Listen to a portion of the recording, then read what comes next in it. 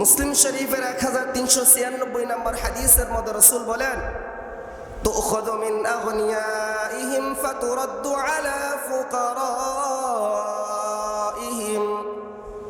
আল্লাহ রাব্বুল আলামিন নবী মুহাম্মদুর রাসূলুল্লাহ সাল্লাল্লাহু আলাইহি ওয়াসাল্লামের মাধ্যমে জানায় দেন, হে নবী, আপনি ধনীদের কাছ থেকে যাকাত নেবেন এবং গরিবদেরকে সেটা বিলায় দিবেন। মুহতারাম হাজিরিন, এই জন্য ধনীর যাকাত খাইতে বাইরে না, বরং যাকাতের একমাত্র হকদার হলো গরিবরা। যদি কোনো ব্যক্তি যদি জেনে শুনে কোনো ধনী ব্যক্তিকে যাকাত দেয়, তাহলে আল্লাহ তাআলার কাছে তার যাকাত কবুল হবে না। মুহতারাম হাজিরিন, যে ব্যক্তি ধনী না, এই ধনী শব্দটার অর্থ কি? একজন মুসলমান মাসে 40,000 টাকা কামায়, প্রত্যেক মাসে তার 40,000 টাকা তার কভার হয়ে যায়, ঋণ করতে হয় না, কোনো কিছু করতে হয় না। বলেন তো ওই ব্যক্তির জন্য কি যাকাত খাওয়া যাবে?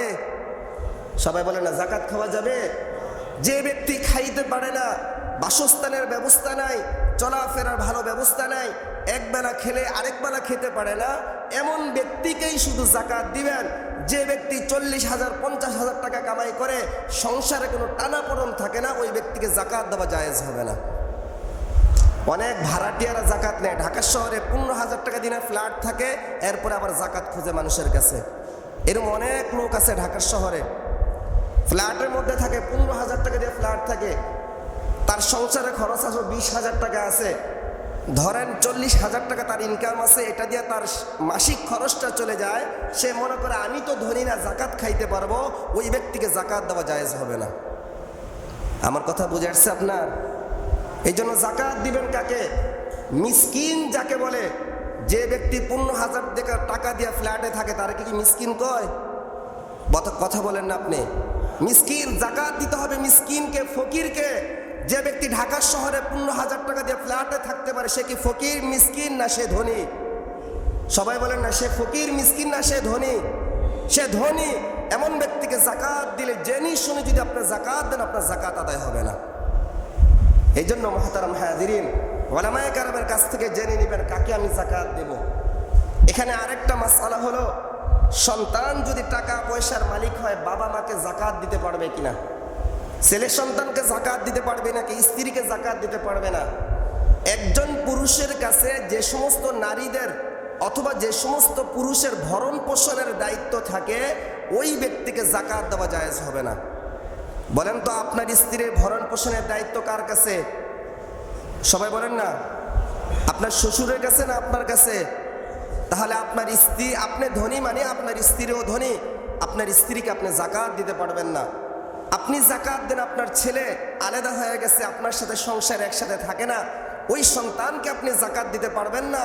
কারণ আপনার সম্পদ মানে আপনার ছেলের সম্পদ, আপনি মারা গেলে সম্পদ তো তারাই পাবে, আপনার ছেলেকে আপনি যাকাত দিতে পারবেন না।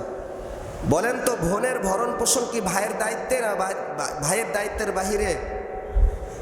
আপনার বোনের ভরণ পোষণ কি আপনার দায়িত্বে না বোনের স্বামীর উপরে? তাহলে যদি আপনি ধনী হন, তাহলে আপনার বোনকে আপনি যাকাতের টাকা দিতে পারবেন। আপনার ভরণ পোষণের দায়িত্বে আপনার বাবা মা থাকবে, আপনি ধনী হইলেও আপনার বাবা মাকে আপনি যাকাত দিতে পারবেন না। আমার কথাটা বুঝে আসছেনি?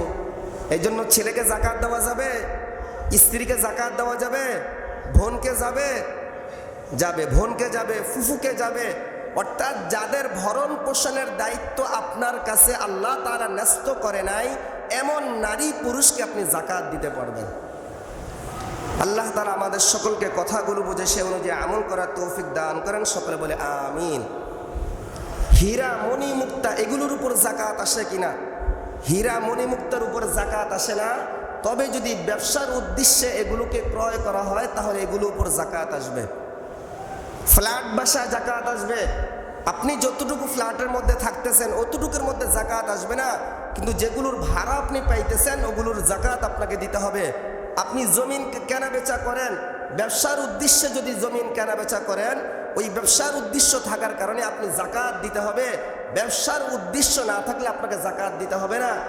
আপনি মনে করেন যে হুজুর তো কইছে ব্যবসার উদ্দেশ্য থাকতে হবে, আমি জমিন কিনবো, কিন্তু ব্যবসার উদ্দেশ্যে আমি কিনবো না, বাড়ি করার উদ্দেশ্যে কিনবো। বলেন তো, একজন মানুষের থাকার জন্য কয়টা বাড়ি দরকার হয়? একটাই তো যথেষ্ট। আপনি ব্যবসার উদ্দেশ্যে না নিয়ে জমিন কিনবেন আর এগুলো খালি নিজের আয়ত্তের মধ্যে রাখবেন, ধোঁকা দিছেন কাকে? আল্লাহকে ধোঁকা দিছেন। এই জন্য ব্যবসার উদ্দেশ্যে যা কিছু করবেন এগুলোর উপর যাকাত আপনাকে দিতে হবে।